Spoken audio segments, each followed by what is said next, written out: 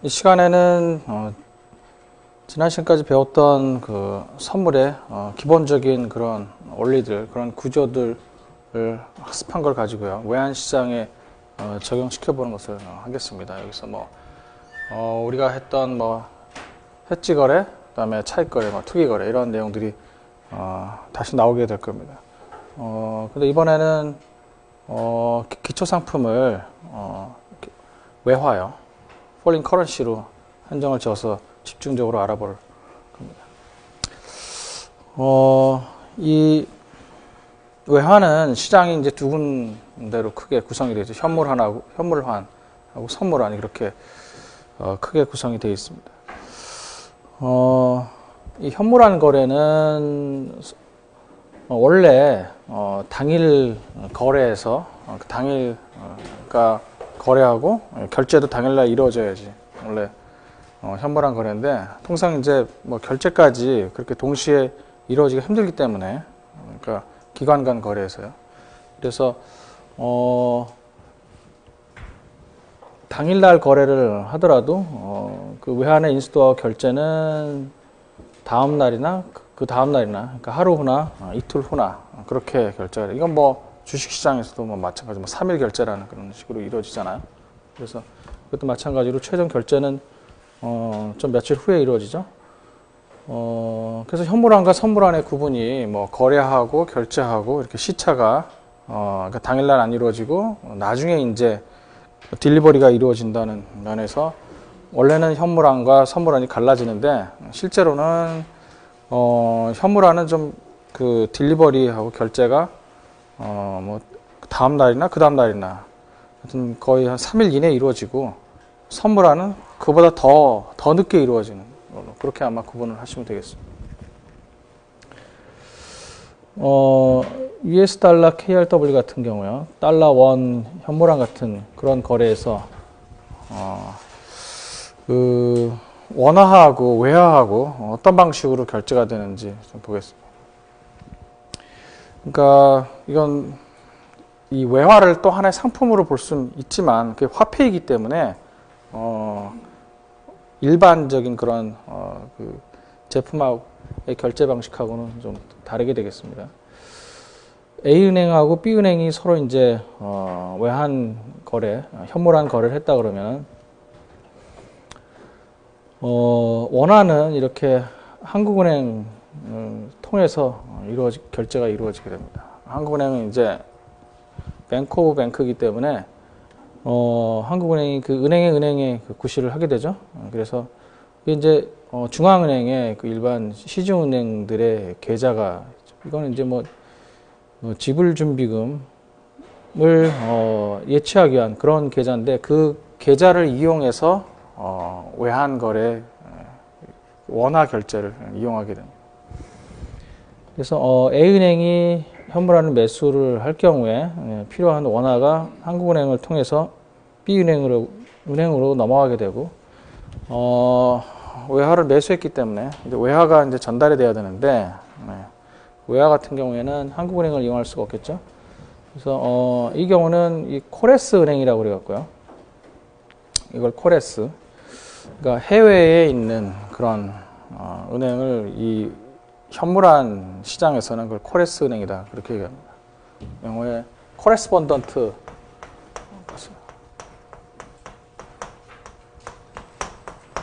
이게 원래 특파원을 코레스폰던트라고 하잖아요. 그러니까 해외에 마치 특파되어 있는 거나 마찬가지다. 그래서 계좌가. 그래서 이제 코레스 은행이라고 간단하게 이렇게 줄여서 얘기를 합니다.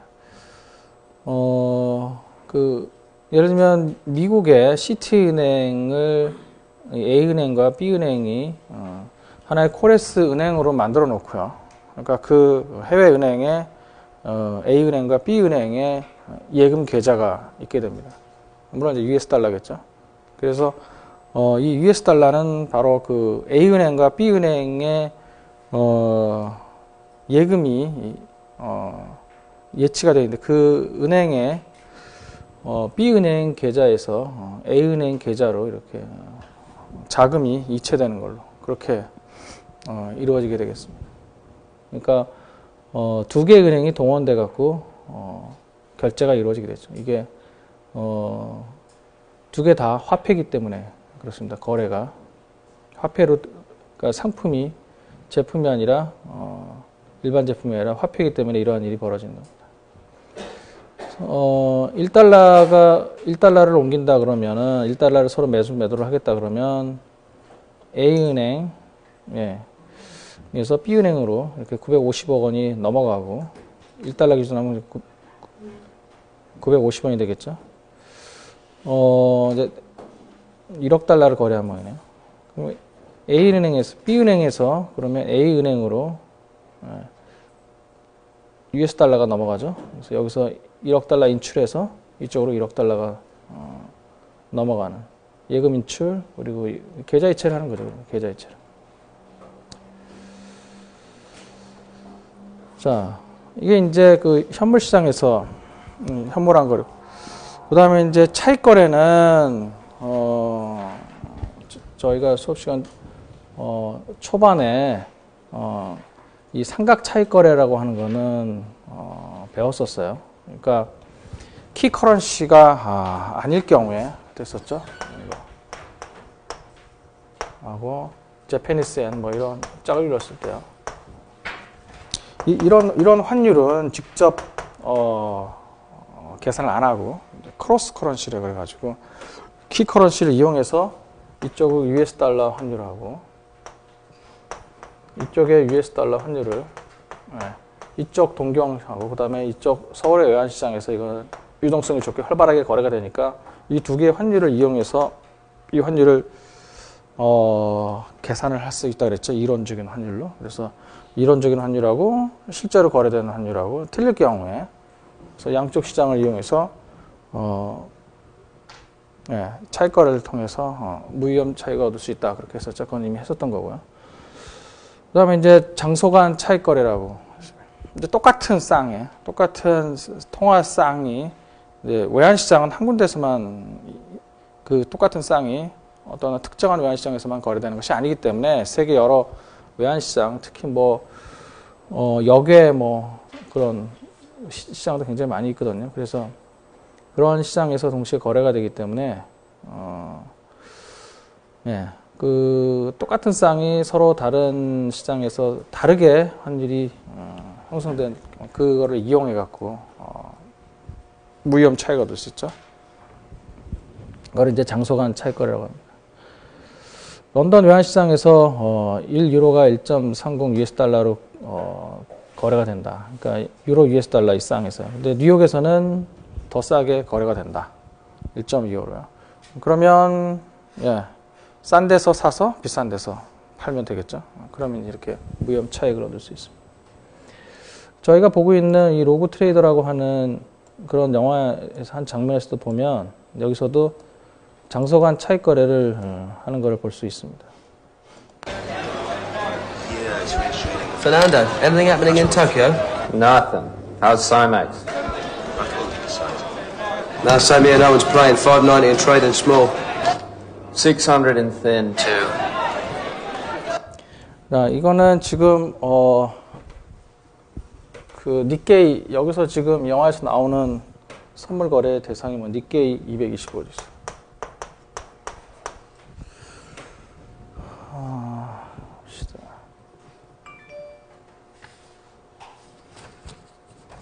영어 스페링 생각이 안 나요. 그냥 니케이 지수라고 해요. 니케이 지수 선물이야. 니케이 지수요. 이 니케이 지수 선물, 이걸 이제 장소간 차익 거래를 하게 됩니다. 이 지수 선물이 일본의 오사카 익스체인지 하고요. 그 다음에 사이맥스라고 하는 여기 싱가포르 선물 거래소에서 똑같은 이 니케이 지수 선물이 거래가 되는데 똑같은 만기, 똑같은 만기. 여기서 나오는 거는 지금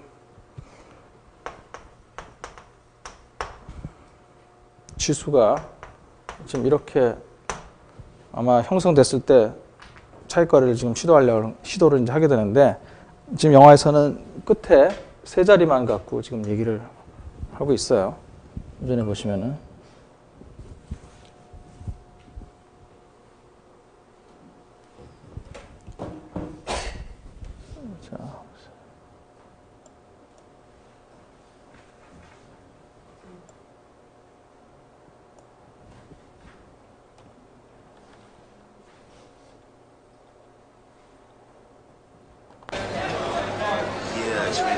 Fernando, anything happening in Tokyo? Nothing. How's Cymex? No, same here, no one's playing. 590. 지금 여기서 13,590에 거래가 되고 있다는 거고요. 저 사이맥스 싱가포르에서는 Trading small. 600 in thin. 여기 13,600이라고.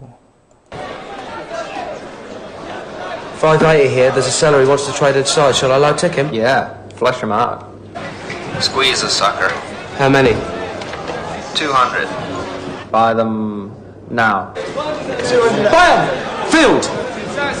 You paid 580 for 200. Way to go, Nick. I sold at 590. 네, 200계약을 590에 여기서 오사카에서는 590에 그렇죠? 이쪽이 비싸니까 이쪽 싸니까 그죠? 사죠? 이건 팔고요.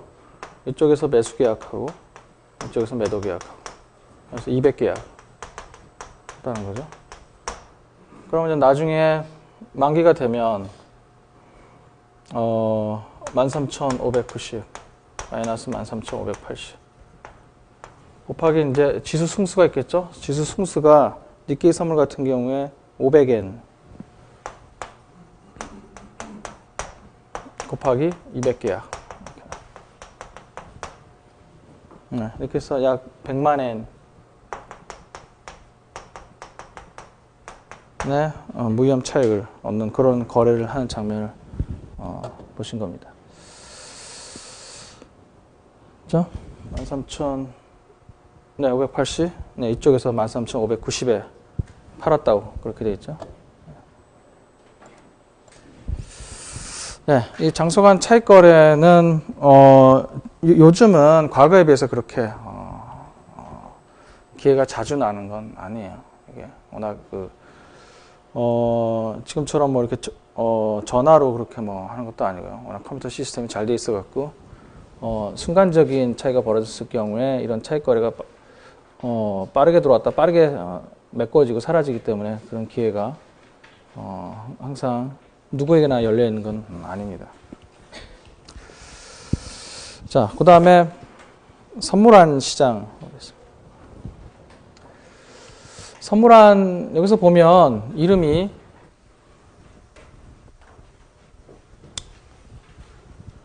선물한인데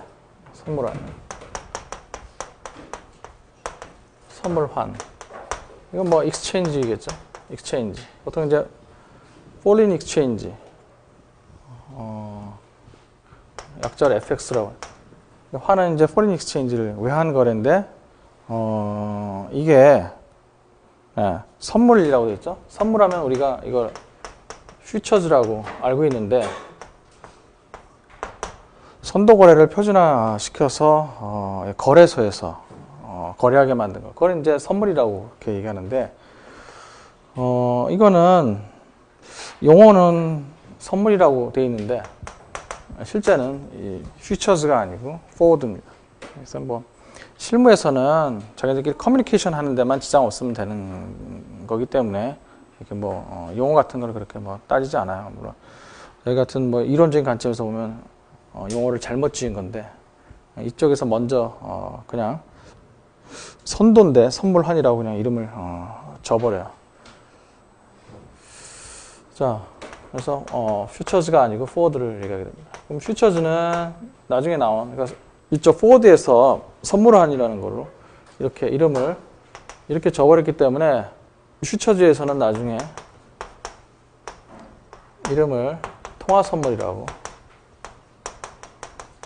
이렇게 이름을 선물자를 반드시 집어넣어야 되니까 근데 이쪽에서 또 선물이라는 얘기를 용어를 써버렸기 때문에 여기다가 통화선물 통화선물, 선물환 처음 본 사람은 같다고 생각하지 모르겠지만 하나는 포워드고 하나는 퓨처즈가 되겠습니다. 그래서 선물환 거래는 포워드 거래를 얘기합니다. 특히 이 통화 쪽은 거래소에서 거래되는 이 퓨처즈 마켓이 포워드 마켓보다 한참 적어요. 왜냐하면 이 외환 거래는 지금도 보시겠지만 이 현물환 시장 자체가 장외에서 거래된 장내 시장이라는 게 없거든요. 플레이어가 은행들로 정해져 있기 때문에 서로 간에 크레딧 리스크가 없단 말이에요. 없다고 간주하기 때문에 크레딧 리스크가 문제가 안 되기 때문에 그러면 이제 포워드에 별 문제가 없어요. 그래서 그래서 이 선물 안에서 포워드 거래가 더 활성화되어 있는 겁니다. 이게 뭐 서로 크레딧 리스크만 없다면 서로 거래하는데 훨씬 이게 커스터마이즈 자기들 마음대로 이제 계약 조건을 해서 표준화되어 있지 않기 때문에 그게 이제 단점이자 장점인데 이쪽 외환 쪽에서는 그게 이제 장점이 되는 거죠. 그래서 이 포워드 거래가 더 활성화되어 있습니다.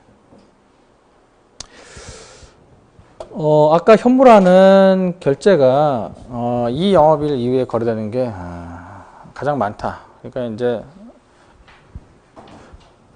거래하고 이렇게 거래하고 실제 인도가 이루어지는 게 이제 계약하고 이게 이제 서로 다르면 원래 의미의 뭐 선도 거래, 선물 거래가 되겠는데 아까 관행상 스팟 자체가 이틀 후에 결제가 되기 때문에 선물하는 그 이틀 후보다 더 후에 결제가 되는 걸로 정의를 하면 됩니다. 그래서 3개월 선물 한이다 그러면 이렇게요. 네, 이런 결제, 이렇게 날짜 이런 식으로 해서 이틀 더 이렇게 연기가 돼가지고 결제되는 방식이라고 보시면 됩니다.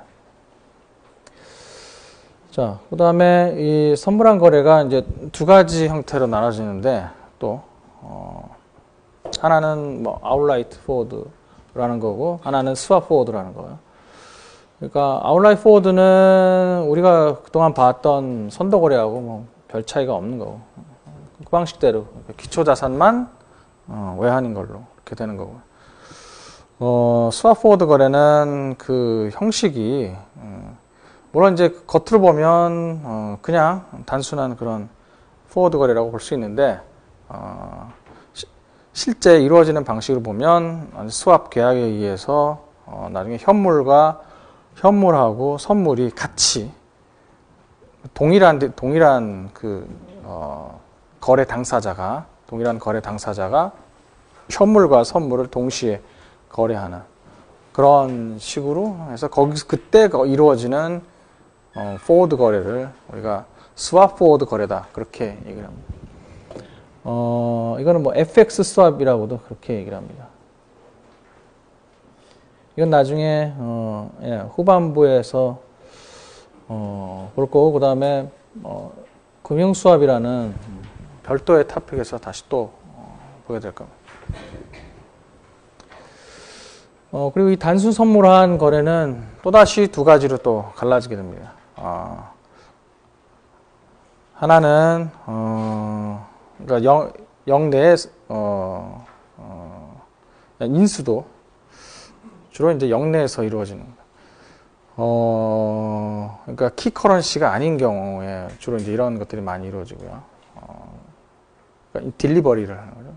그러니까 두 통화를 익스체인지 교환하는 걸 그렇게 이루어지는 거래가 있고, 그다음에 두 통화가 결제가 되는데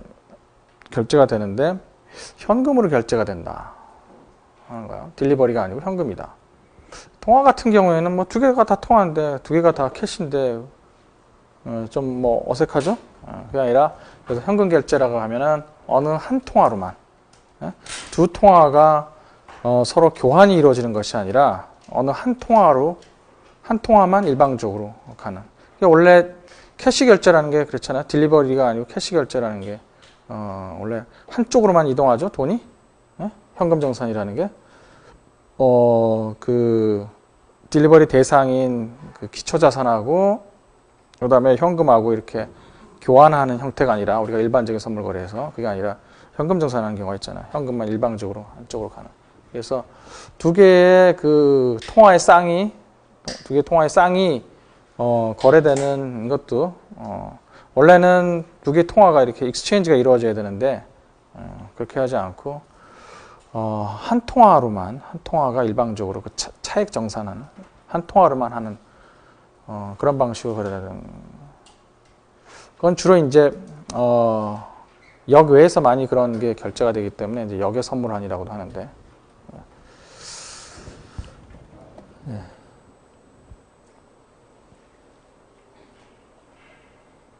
선물 환율의 표시 방법은 네. 이쪽 관련해서 지금 여기 지금 외환 뭐 페이지 143이라고 써 있는 거는 우리 이제 여러분들이 갖고 계신 그런 교재에는 그게 없어요. 그건 따로 한국은행 거기 웹사이트에서 다운로드 받으셔서 이 책은 보시면 되고요. 거기에 143페이지라는 거고요. 우리 교재 뒷부분에 달려 있는 이호구 교수님 책에 131페이지에 보시면 선물 환율의 표시 방법 두 가지 방법이 있는데 하나는 이제 선물 환율을 뭐 현물 환율처럼 그대로 표시하는 방법이 있고요. 또 하나는 이 현물이 있기 때문에 선물은 그거하고 이제 비교해서 여기 스왑 포인트라고 하는 거는 이제 그 비교해서 그 차이값을 표시하는 거고 하나가 더 있네요. 하나는 그러니까 크게 보면 이제 그대로 표시하는 방법과 그다음에 이제 차이로 표시하는 방법 두 가지가 있는데 차이를 포인트로 표시하느냐 퍼센트로 표시하느냐 따라서 스왑 포인트냐 아니면 스왑 레이트냐 그렇게 그래서 연율 표시 방법이라는 게 이제 스왑 레이트 표시 방법을 얘기합니다. 이거는 뭐 현물 환율 표시하는 것처럼 그대로 이렇게 표시를 하게 됐죠. 물론 현물화는 하나밖에 없는 거고 선물화는 이제 그 만기에 따라서요. 이게 존재하게 될 거고 선도 같은 경우는 뭐 자기들 마음대로 계약 당사자들끼리 표준화되어 있지 않기 때문에 얼마든지 할 수 있는 거고요.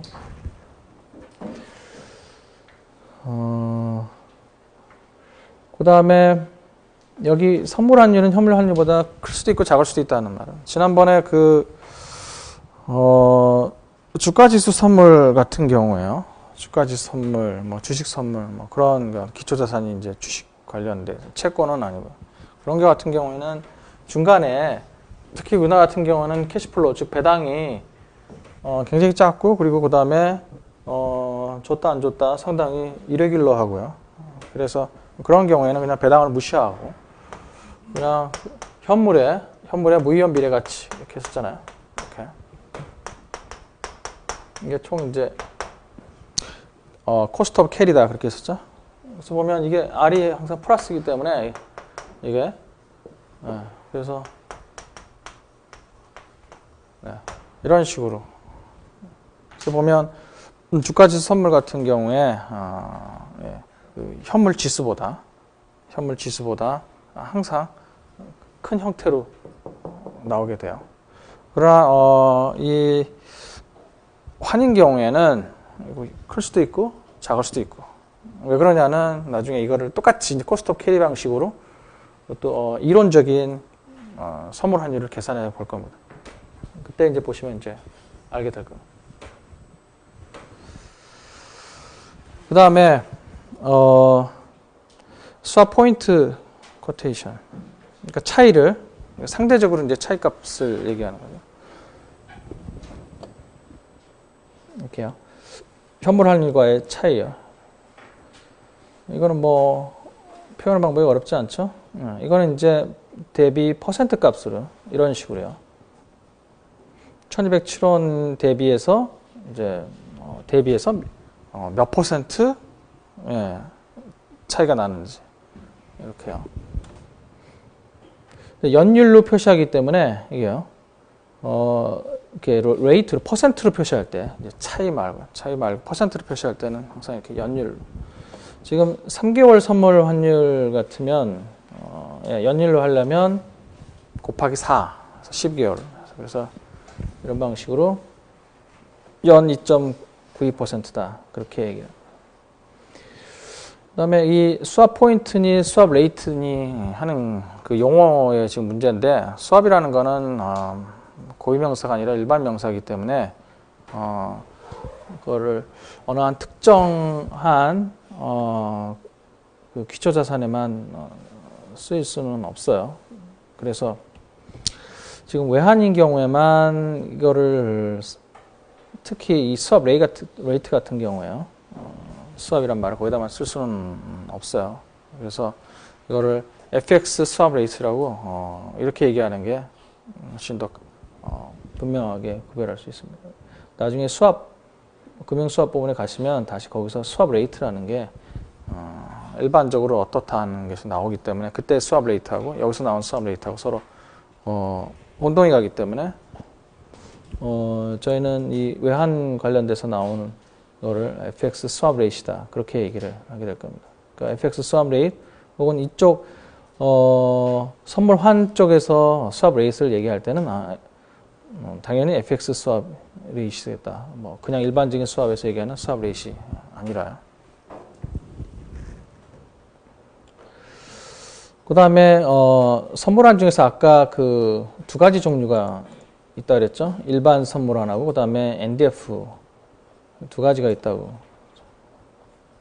일반 선물환은 이제 딜리버리를 한다, 그렇죠? 양 통화를 교환을 하겠죠.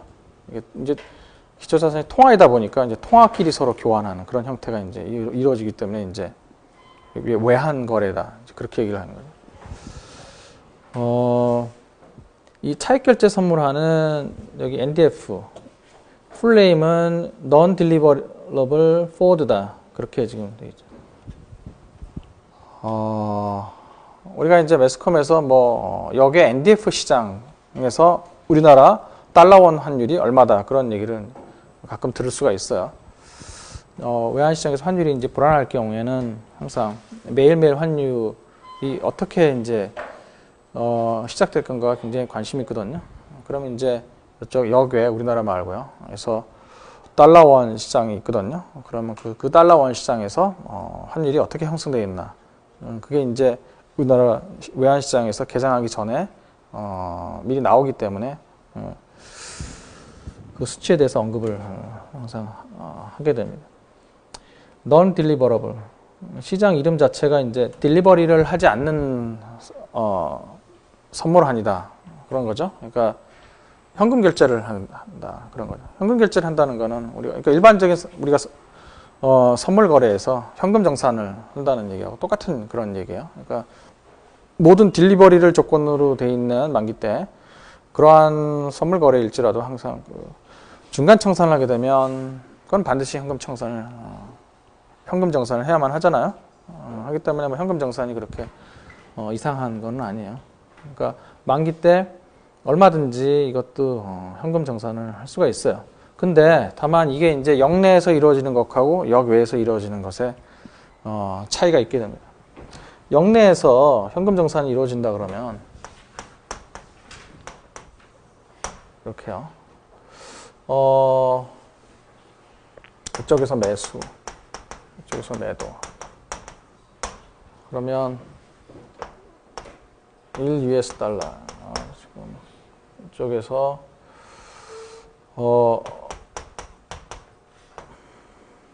포워드를 1,000원으로 했다.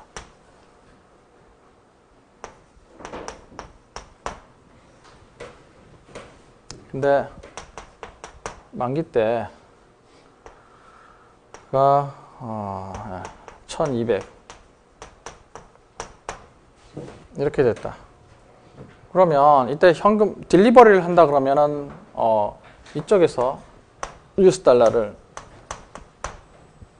건네주고 그 다음에 이쪽에서 원화를 주면 되죠. 1,000원을 주면 되죠. 1,000원을 주면 된단 말이에요. 그럼 이걸 현금 정산을 하려고 그러면 어떻게 하면 되죠? 현금 정산을 한다 그러면 A가 지금 매수 거래죠. 1,200원짜리를 1,000원에 매수한다. 그러니까 A가 지금 돈을 버는 거죠. 그러니까 1달러당 차익이 200원. 그죠? 그러니까 이쪽에서 B가 A한테 200원을 주면 되죠. 이렇게. 그러니까 원화란 말이에요. 원화로 200원을 주면 돼요. 1달러 거래를 했다 그러면. 근데 지금 여기는 NDF는 그러니까 영내에서는 넌 딜리버리가 없어요. 영내에서는 다 딜리버리예요. 다 딜리버리. 이 선물을 하는 같은 경우. 물론 이제 중간 청산할 때는 현금 정산 이런 식으로. 이것도 이제 중간 청산이다 그러면 뭐 이렇게 하면 되는데, 이렇게 해서 저희가 뭐 이쪽 상대가 어떤 상대건 간에 하여튼 이렇게 하면 되는데, 그 역외에서 거래를 할 때는 이게 뭐 선물 환이니까 중간 청산은 없겠죠. 이게 퓨처스가 아니니까 포워드니까 중간 청산은 불가능한 거고. 넌 딜리버리를 하려고 그러면 이제 현금 청산하려면, 만약에 역외에서 한다 그러면 이 B가 A한테 200원을 줘야 되는데 줄 수가 없어요. 이게 물론 불가능한 건 아니지만 상당히 불편하다.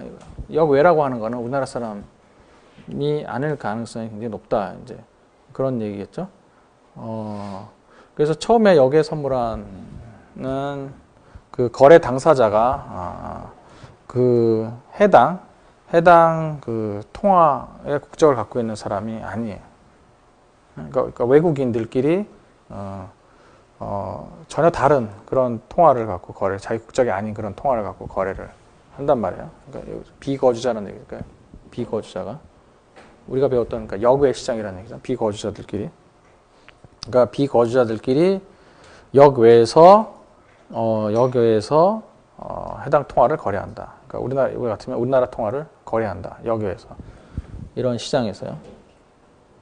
이렇게 역외 시장이 이렇게 많아요. 그래서 그러니까 이거는 역외 시장을 이렇게 만들어 놓은 이유는 그러니까 예를 들면 이제 코리아원 같은 경우에 이제 그 비거주자들이 우리나라에 주식 투자를 한단 말이에요. 그러면 주식 투자할 때 발생될 수 있는 환 위험을 해지하기 위해서 해지 목적으로 선물한 거래를 비거주자들이 역외에서 한단 말이에요. 그러니까 주식을 샀는데 지금 요즘 그런 일 많이 벌어지잖아요. 주식을 샀는데 환율이 올랐다. 그러면 달러 강세라는 얘기죠. 그러면 달러 강세라는 얘기는 그러니까 자기가 지금 원화 표시니까 주식을 갖고 있는 거죠. 그러면 이제 매도하고 나갈 때 달러가 강세니까 지금 원화가 약세니까 불리한 거죠. 달러로 바꿀 때. 그래서 이 달러가 강세가 돼버리면 주식을 갖고 있는 외국인들은 즉 그 달러를 바꿔야 되기 때문에 매도하고 나갈 때 환차손을 입게 돼요. 주식에서 돈을 벌더라도 이렇게 다시 US 달러로 환전할 때 환차손을 입게 되기 때문에 체계적으로 이게 달러가 강세일 것 같다 그러면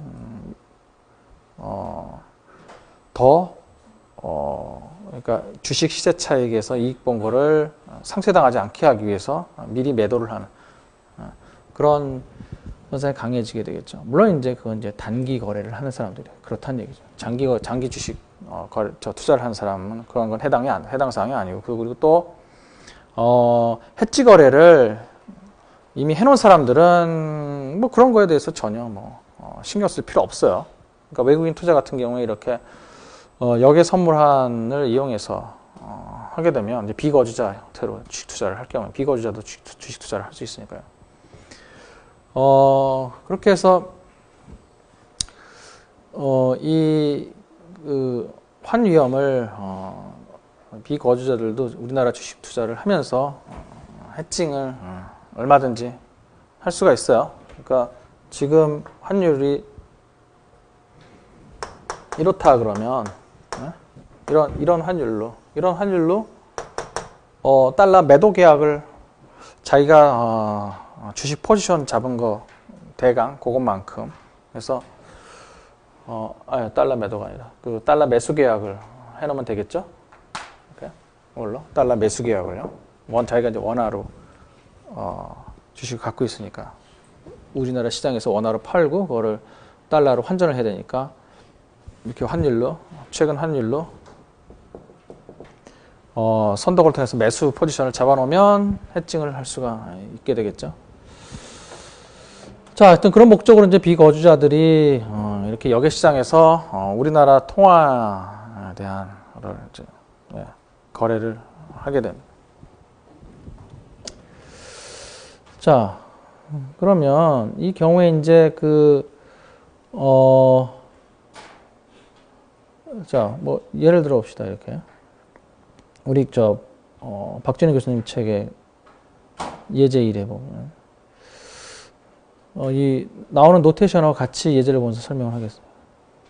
이제 N이 지금 500만 달러다. 그죠? 노셔널 어마운트라 그래가지고 여기서 여기 선물 안에서 쓰는 용어하고 우리가 이 선도거래, 선물거래에서 쓰는 표준적인 그런 용어하고 많이 차이가 나요. 예? 그러니까 이것은 노셔널 어마운트 이거를 그러니까 우리 표준적인 그러한 선도거래로 얘기하면 이제 계약 금액이 되겠습니다. N이라고 하는 게요. 그래서 500만 달러를 서로 계약을 했다. 만기는 1개월. 그래서 지금 달러원, 네. 아까 대개 외국인 투자자들이 주식 투자를 하게 되면 매수 거래를 한다. 그렇게 얘기했었죠? 달러 매수 거래를요. 그래서 달러원 NDF 매수 거래를 했어요.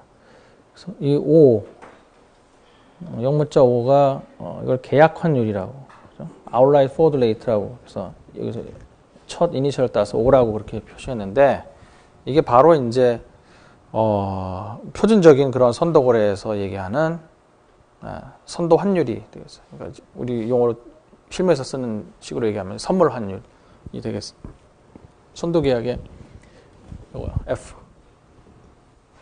1222원에 계약을 한 거죠. 여기 계약 환율이라고. 그 다음에 이 F가 1234원이다. 이게 이제 이거에 해당되는 겁니다. ST에 해당돼요. 그러니까 여기 나오는 걸로 이렇게 바꿔서 하게 되면 F0가 1222원 달러다. 그 다음에 지금 만기 때 환율이, 만기 때 스팟 환율이죠. 1234원 달러다. 그러니까 여기서 지금 F로 하기 때문에 그 표준적인 선도거래에서의 표시하는 방법하고 좀 틀리니까 혼동하시면 안 됩니다. 이게 지금 만기 환율을 얘기합니다. 그러면 이 경우에 지금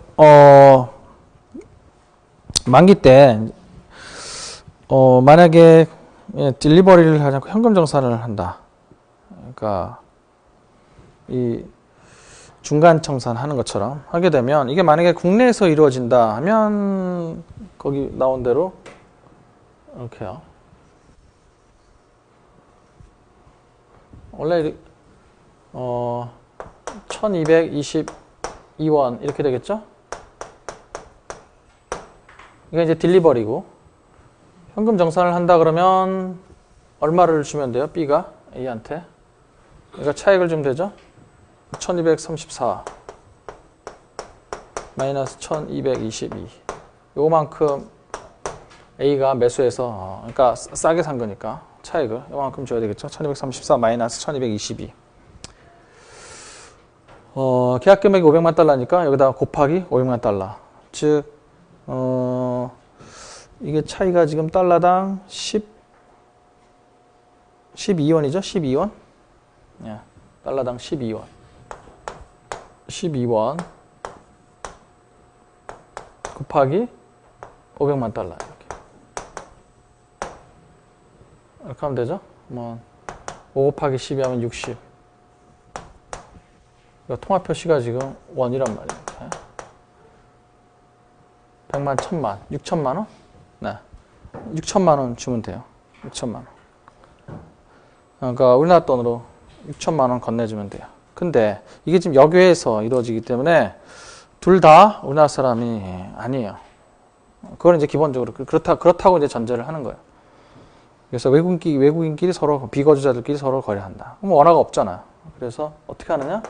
이 600만 원을 원래는 그렇게 해야 되는데 원화로 결제를 해야 되는데 그렇게 하지 않고 이거를 이상하게 다시 달러로 바꿔서 다시 결제를 해요. 그러니까 원래 선물한 거래 그 방식하고는 아주 이상한 방식으로 거래가 됐는데 이게 기초자산 자체가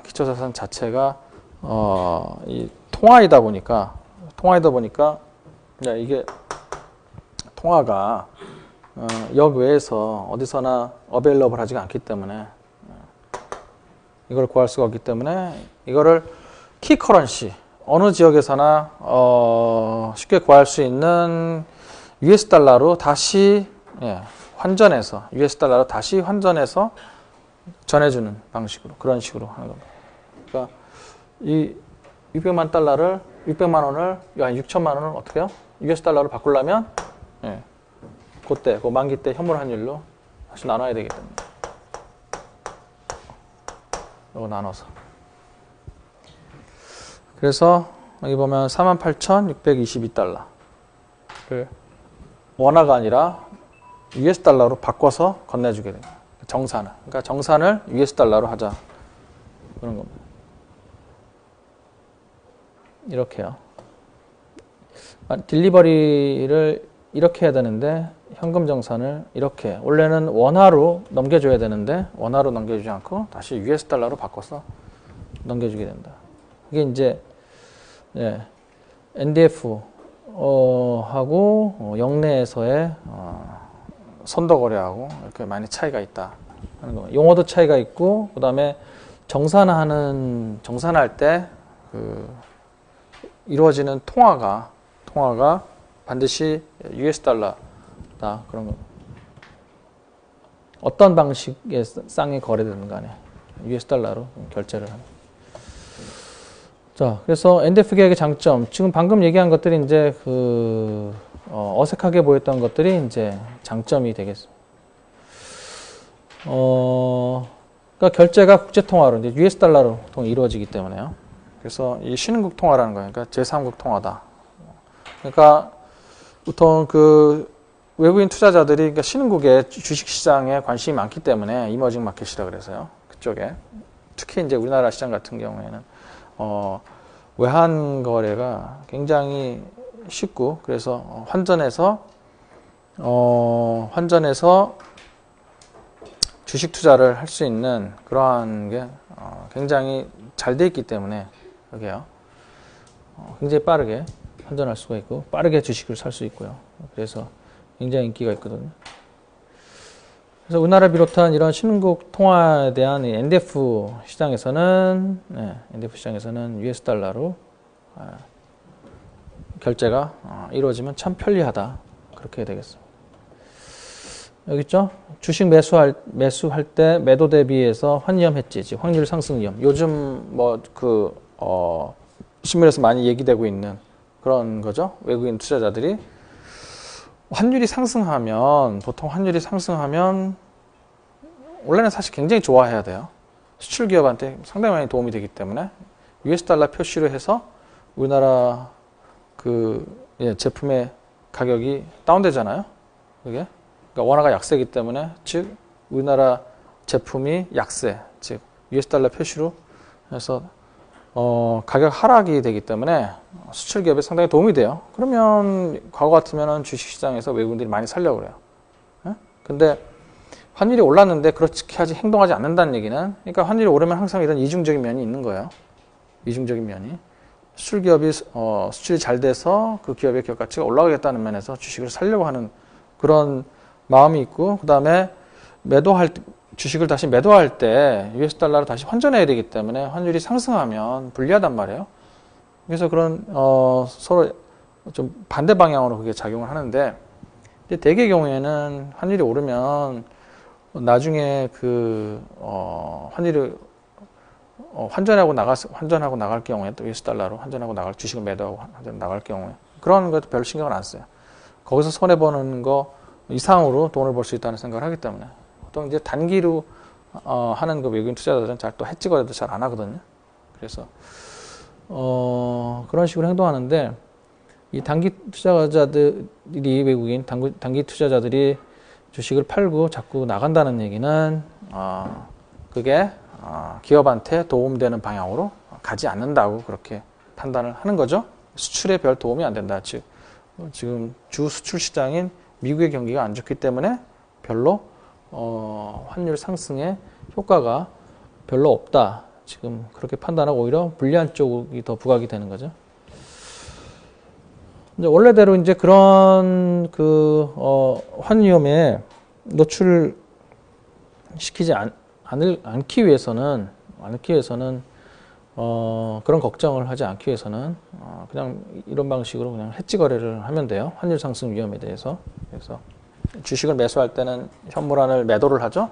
달러를 원화로 바꿔서 주식을 산단 말이에요. 그러면 이제 그 다음에 아니면 동시에 하든지 자기가 어떤 기간을 정해놓고 짧게 아니면 좀 있다가 하든지 해서 다시 반대로 선물하는 매수를 하면 되죠. 자, 그런 방식으로 이제 환위험을 해지를 하려면 그런 방식으로 환위험을 해지를 할 수가 있게 됩니다.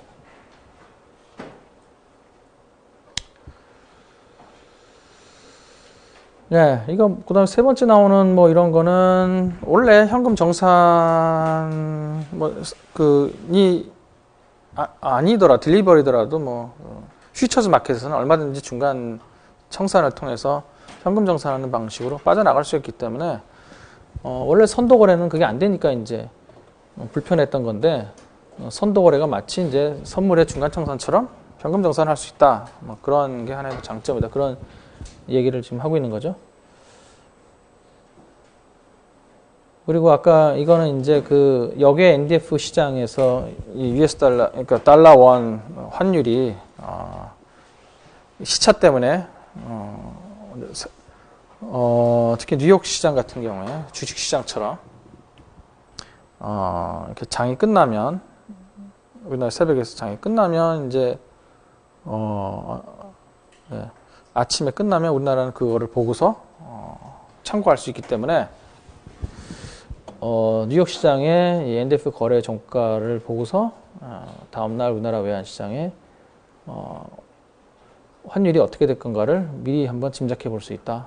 그렇게 이쪽이 더 커요. 오히려 NDF가 우리나라 영내 시장의 외환시장보다.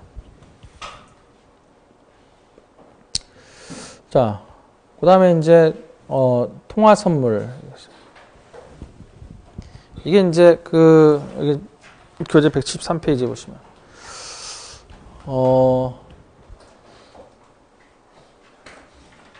선물하는 forward exchange라고 있었죠? forward exchange라고요. 여기서 이제 currency futures라고. 그러니까 선물환, 다시 한번 말씀드리지만, 선물환, 통화 선물, 선물. 그래서 두 개 다 선물이 아니다. 진짜 선물은 통화 선물이고 선물하는 forward요. forward futures. 자, 그 다음에 이 얘기는 이제 아까 얘기했던 이런 이유 때문에 선도 거래가 더 활발하다. 크레딧 리스크가 거의 없다고 판단하기 때문에 그렇다. 그런 얘기입니다.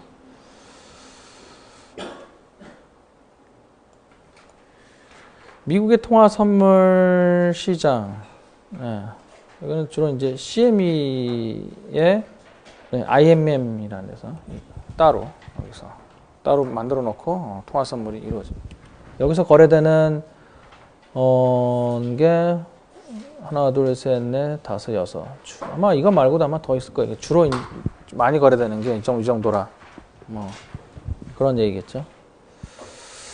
거래 단위는 이제 한 계약할 때 반드시 해야 되는 그런 금액을 얘기하는 거죠.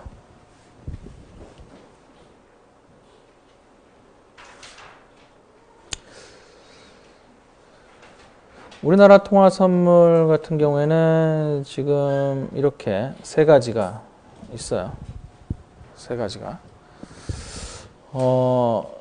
물론 이제 US 달러 선물이 가장 잘 거래가 되죠. 근데 거래 단위가 과거에 5만 달러였다가 지금 이제 좀 더 단위를 작게 해서 이게 이제 그 키코 사태를 겪고 나서 이제 중소기업들이 대기업은 워낙 그 규모가 크기 때문에 이 거래 금액이 거래 단위 한 달에 5만 달러로 해도 잘 이용을 하는데 중소기업 같은 경우는 워낙 규모가 적기 때문에 마땅한 해치 수단이 없었어요. 무슨 뭐 보험 방식으로 이렇게 하는 선물하려면 굉장히 간편한데 보험 방식 그러니까 일종의 것도 선도거래 같은 거 보험 방식으로 그렇게 하기 때문에 상당히 좀 불편했어요. 그래서 중소기업들이 거래소 시장에서 좀 더 자유롭게 거래를 하자 그렇게 하는 거예요. 왜냐하면 중소기업 같은 경우에 이제 은행을 이용한다거나 무슨 수출 보험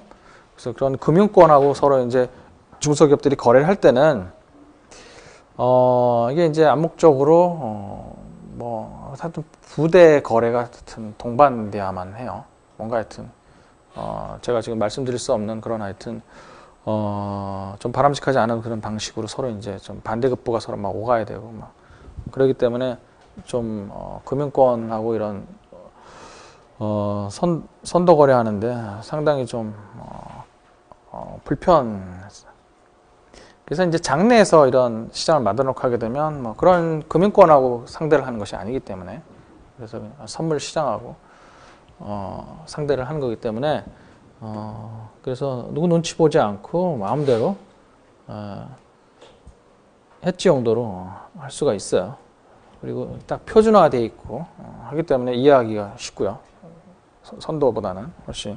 그리고 이렇게 막 그러니까 장외에서 하려면 직접 만나서 막 이렇게 대화도 막 나눠야 되고 막 하는데 뭐 그럴 필요 없고 그러니까 주식처럼 선물도 거래하게 한다는 그런 취지에서 이제 그러니까 하여튼 선물의 장점이 중소기업한테는 훨씬 더 필요하겠다. 대기업한테는 아니지만 대기업은 뭐 선도 거래를 통해서 금융권에서 뭐 대기업들은 우월한 지위가 있기 때문에 불리한 지위에 있는 중소기업들은 금융권보다는 이렇게 선물 거래소에서 표준화된 선물 시장을 이용하는 게 낫겠다. 그래서 금액을 거래 단위를 $10,000로 낮추게 된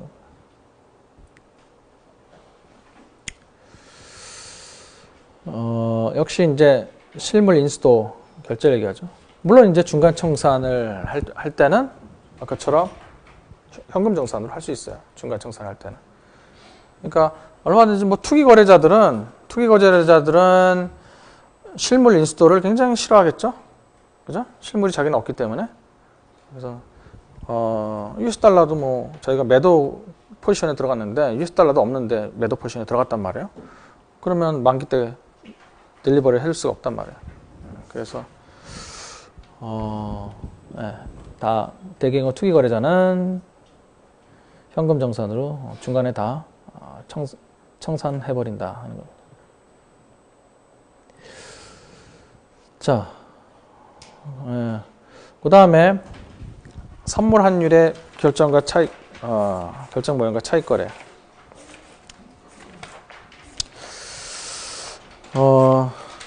이거는 우리가 지난 시간에 차익 거래를 보면서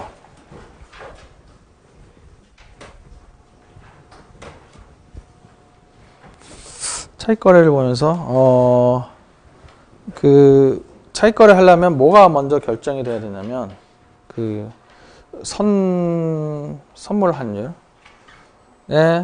선도 환율, 선물 환율 이론 가격이 먼저 결정이 돼야 돼요. 이론 가격.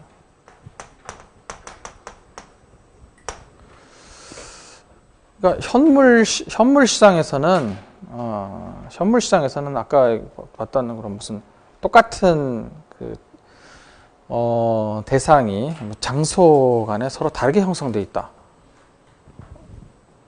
그래서 뭐 장소 간 차익거래라든지 아니면 무슨 뭐 삼각 차익거래 같은 이제 그런 식의 것들을 의미하는데 선물한 시장에서는 그 대상 선물한 자체 이론 가격을 계산해서 그 이론 가격하고 실제 가격하고 다르면 안 된다. 그래서 차익 거래가 유발된. 현물 같은 경우는 되게 다 그래요. 현물 같은 경우에는 현물의 이론 가격이 현물의 실제 가격하고 차이가 나면 차익 거래를 통해서 돈을 벌 수 있다. 제가 말하는 건 무위험 차익 거래. 돈을 벌 수 있다 하는 그런 얘기는 아마 거의 없어요. 아마 거의 있을 수가 없어요. 그런 것 같은 경우는. 근데 선물 같은 경우에는 실제 가격하고 이론 가격하고 차이가 나면 안 된다 면에서 차익거래가 들어올 수 있다.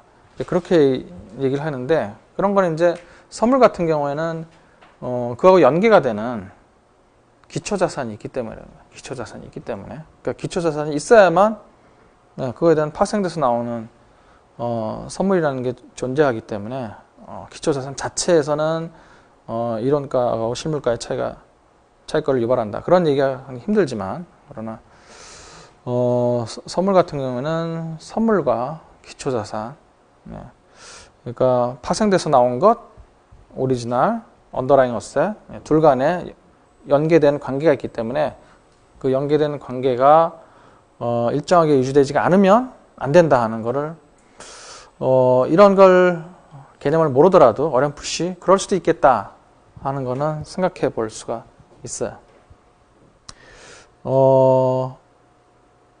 그 기본적인 이유가 뭐였어요, 그때? 기본적인 이유가. 그러니까 선물하고 현물하고 뭔가 연계가 돼 있을 거다 하는 거. 그래서 그 연계에 따라서 움직여야 된다. 즉 이론 가격이 상당히 중요하다. 즉 이론 가격이 벤치마크의 역할을 해준다 하는 거야. 이게 어떤 식으로 연결이 돼 있길래? 어떤 식으로? 왜냐하면 현물은 결국 선물이라고 하는 거는 현물의 미래의 모습인데, 즉 매도던 매수던, 이 선물 거래 당사자는 이 현물 갖고 그 매수던 매도던 그 거래를 똑같이 카피해낼 수 있다. 그러니까 준비할 수 있다. 이거를 현물을 이용해서 선물 거래를 이쪽으로 카피를 해낼 수 있다. 현물을 이용해서 선물 거래를 그대로. 물론 선물 거래 자체는 계약만 하고 나중에 딜리버리와 결제가 이루어지기 때문에 현물 갖고 카피를 해야만 되느냐? 돼야만 한다. 그런 것이 아니라 그렇게 할 수 있다. 원래 선물 거래가 딜리버리와 결제가 나중에 이루어지기 때문에 투기 거래하는 사람들이 레버리지 효과를 누릴 수 있는 거 아니에요? 전혀 현금 없이도 증거금은 자기 돈이기 때문에 전혀 투자 금액 없이 증거금, 즉 자기 돈이죠. 투자 금액이 아니에요. 자기 돈 갖고 그냥 예치해 놓은 상태에서 그냥 그 조건만 맞춰주기만 하면 그냥 아무 투자 금액 제로로 무에서 파지티브 프로핏을 만들어낼 수도 있다. 그런 희망을 갖게 해주는 거 아니에요? 근데 그러한 것을 현물을 갖고 카피해낼 수 있다. 본질적으로 그런 게 필요 없지만 그러나 카피해서 똑같이 흉내낼 수가 있다. 거기서 이제 아이디어를 따온 거죠. 그대로 카피를 해서 나올 수 있다는 거는 선물의 그 가격이 그런 방식으로 움직여야만 한다. 그런 얘기까지도 되는 거죠. 그게 최종적으로 안 좋게 끝날 수도 있어요. 카피를 하는 건 카피를 하는 거고 본질적으로 차이가 그럼에도 불구하고 있다. 선물하고 현물은. 그럼에도 불구하고 카피는 할 수 있을지 모르겠는데 하여튼 본질적으로 이거는 계약이고 이쪽은 상품이다. 본질적인 차이기 때문에 겉으로 카피가 되는 것뿐 실제로는 다르다. 이렇게 얘기하고 이론 가격하고 실제 가격은 얼마든지 다를 수 있다. 이렇게 얘기를 할 수 있지만 그렇게 끝내볼 수도 있어요. 불행하게도. 근데 실제로 이런 개념을 이용해서 차익거래 그 절차를 만들어 놓고 하게 되면 돈을 벌 수 있다. 거기서부터 이제 어떤 결론이 나오게 되는 거예요? 그게 이게 전혀 따로따로 나오는 것이 아니다. 따로따로 나오는 것이 아니다. 차익거래를 유발시킨다고 하는 거는 즉 차익거래가 안 일어날 때까지 멈추지 않는다. 그런 거죠. 그럼 차익거래가 일어나지 않는다. 그걸 이제 우리는 균형가격이다. 그렇게 받아들인다. 그렇죠? 그게 바로 금융시장에서 얘기하는 균형가격이 아니냐. 그렇죠? 현물도 마찬가지죠. 현물도 말하자면 넓은 의미에서 보면 그것도 차익거래라고 볼 수가 있어요. 자기가 생각하는 이론가격하고 안 맞기 때문에. 싸다고 생각하는 건 사고 비싸다고 생각하는 거는 공매도를 하던 뭐 그런 방식으로 이제 자기만의 생각하는 그런 이론 가격으로 뭐 그렇게 뭐 일종의 위험한 차익 거래를 뭐 하는 셈인데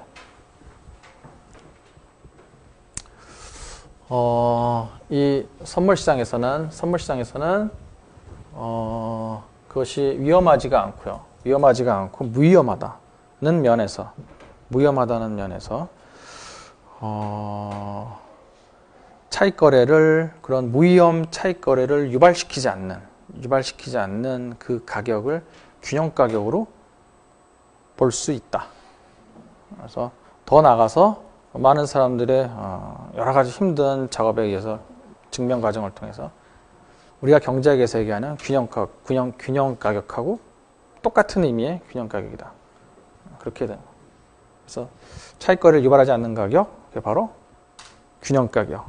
재무관리에서만 얘기하는 균형 가격을 떠나서 경제학에서는 균형 가격하고도 마찬가지 개념이다. 물론 서로 접근하는 방법은 틀리지만 경제학하고 파이낸스에서. 자, 이 선물 환율의 그 선물 환율의 이론 환율을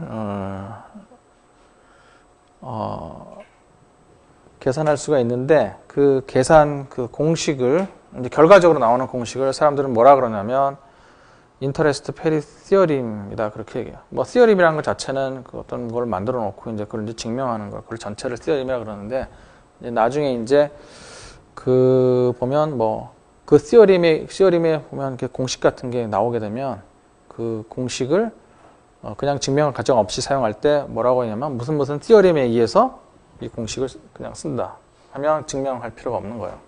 그래서 시어림하고 공식하고 거의 동의어처럼 쓸 수가 있어요. 그 시어림이 어떤 공식을 포함하고 있으면. 그래서 인터레스트 페리티 시어림이라고도 하고 인터레스트 레이트 페리티 포뮬라라고도 하고. 그래서 금리 평가 이론인데 왜 이론은 안 나오고 공식이 나오느냐. 항상 그런 식의 생각들을 많이 할 수가 있는데. 자, 하여튼 결과적으로 이 증명 과정은 좀 이따 볼 거고요. 이 결과적으로 이 식을 들여다보면 물론 증명 과정은 그때 주식에서처럼 코스트 오브 캐리 방식을 이용해요. 여기서 R이 외환이니까 두 통화가 개입이 되겠죠. 두 통화가 개입이 되니까 이 R이 하나는 국내 금리고 하나는 그러니까 국내에서 거래가 된다 그러면 하나는 그 금리가 그 상대방 통화의 금리가 될 거고요. 그러니까 외화 금리가 되겠죠. 그렇지 않고 뭐 제3자다 그러면 R은 뭐 한 통화의 금리고 R스타는 나머지 한 통화의 금리다. 이렇게 둘 다 자기 국가의 통화가 아니고 뭐 그렇게 할 수가 있어요. 그러니까 나중에 그 방식도 많이 익숙해져 있어야 돼요. 자기네 국내 통화가 아니고, 그러니까 말해서 코리아 원이 아니고 하나는 뭐 브리티시 파운드고 하나는 제페니스 엔이다. 그럼 그거에 따른 뭐 금리 이런 것도. 그래서 내가 어느 입장에 설 거냐 그렇게 해가지고 잘 구분을 하셔야 돼요.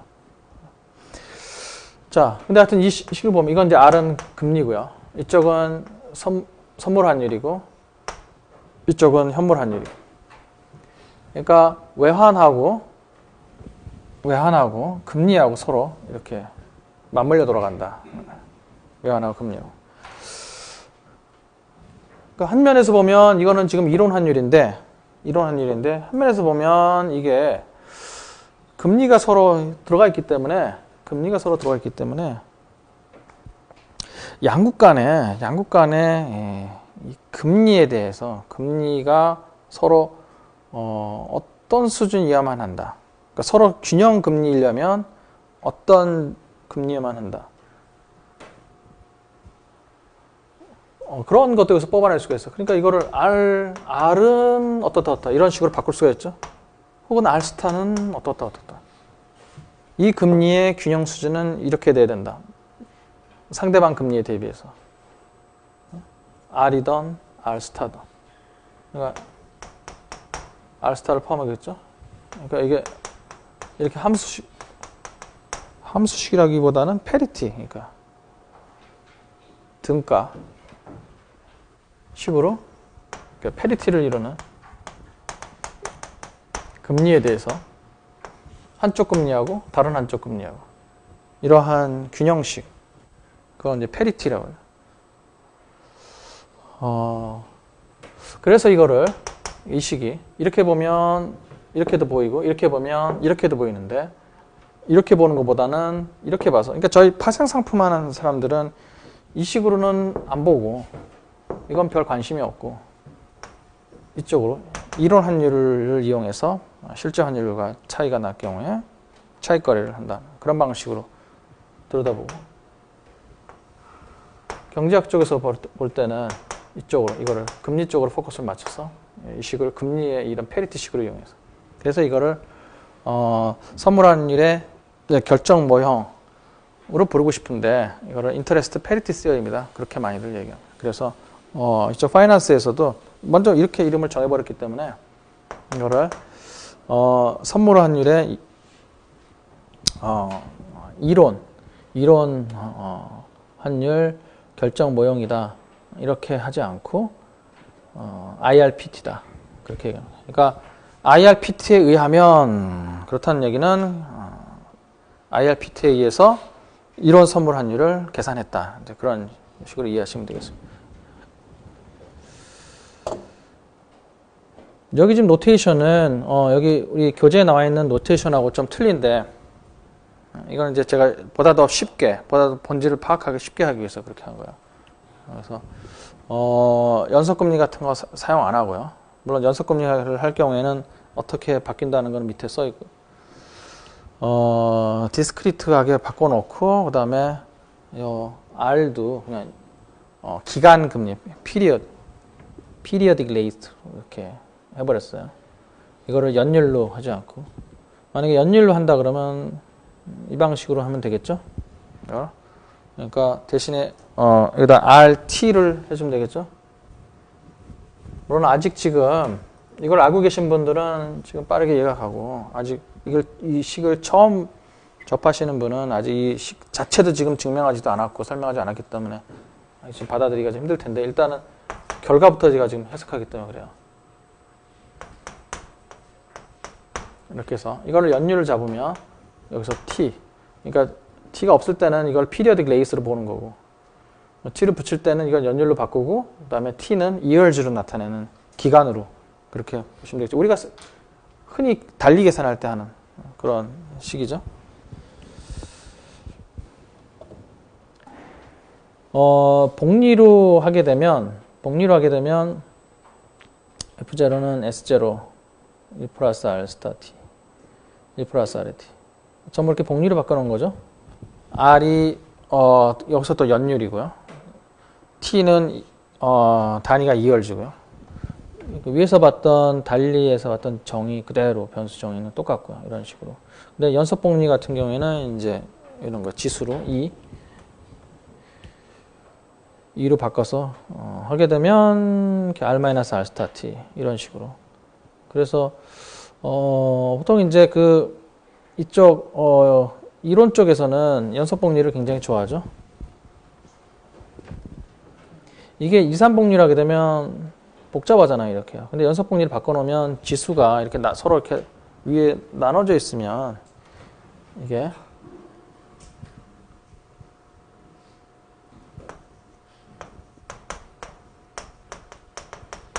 이렇게 하면 이거를 이 부분을 이런 식으로 간단하게 줄일 수가 있기 때문에 훨씬 간단하게 표현할 수 있다. 그래서 연속복리를 좋아하고, 그 다음에 양변에 자연로고를 취하면 또 익스포넌트 이거는 또 사라지고, 그래서 연속복리를 좋아한다. 그러니까 이론에서는 그렇게 좋아하는데 실제로는 이거를 써먹을 수가 없어요. 나중에 이제 차익거래, 실제로 차익거래를 보시면 알겠죠. 우리가 그때 주식 같은 경우에서도 차익거래 할 때 방식을 봐서 알겠지만 이론 환율을 실제로 이거는 이제 아카데미에서 그냥 이렇게 하는 거고요. 편리하게 그 논리 전개 과정 뭐 증명하고 막 이럴 때 증명을 보통 굉장히 많이 하니까 그래서 이제 간단하게 쓸 수 있어서 굉장히 좋아하지만 실제로 차익 거래를 실행하는 사람 입장에서는 이거는 전혀 이렇게 쓰는 거는 전혀 도움이 안 된다. 실제로는 거래를 해야 되기 때문에 이런 뭐 무위험 이자율로 뭐 차입을 하고 뭐 이 무위험 이자율로 뭐 예금을 하고 뭐 이런 방식으로 해서 실제로 그 걸어지는 거는 뭐 차입이든 예금이든 그 금리를 차지를 할 때 아니면 금리를 자기가 받을 때 그걸 연속복리 방식으로 금리를 차지하거나 자기가 금리를 받지는 않아요. 그런 상품은 존재하지도 않기 때문에. 그래서 실제 경우에서는 이 식은 아무런 쓸모가 없다는 겁니다. 그걸 항상 반드시 알아두셔야 돼요. 그리고 R과 R 스타 이걸 보시면 알겠지만 R과 R 스타에 따라서 어느 쪽이 더 크냐에 따라서 1 플러스 R, 1 플러스 R 스타 즉 분자 분모 이 식이 1보다 크냐 1보다 작으냐 그게 결정이 됩니다. 이게 R은 국내 금리, R 스타는 외화 금리. 그러니까 이런 방식이 되는 거죠. 이게 자기 국적이고 이게 상대방 국적이다. 그러니까 이게 US 달러 금리고. 이렇게 해서 이게 1보다 클 수도 있고 작을 수도 있고 어떨 때 R이 R 스타보다 크게 되면 이게 1보다 커지고 이게 이렇게 되면 1보다 작아지고 그래서 그런 거에 따라서 이게 1보다 작으면 현물한 일이 더 크고 그 다음에 이게 1보다 크면 선물한 일이 더 크고요. 그래서 주가지수 선물, 주식 선물 뭐 이런 거 할 때는 대개 경우에 배당이 거래되지 않는 그런 기간으로 딱 잡아놓고 하게 되면 그 기간 동안에 배당이 발생하지 않는다 그러면 이렇게 이런 방식이 특히 우리나라 같은 경우는 이제 배당 문제가 거의 이슈가 아니기 때문에 되게 항상 다 이렇게 특히 주가지수 선물 같은 경우는 거의 항상 이렇게 결정이 되지만 선물 환율 같은 경우에 대상 환 같은 경우에서는 이게 서로 금리가 계속 결정하는 거죠. 양쪽 화폐의 금리가 어떤 식으로 대소관계가 따라서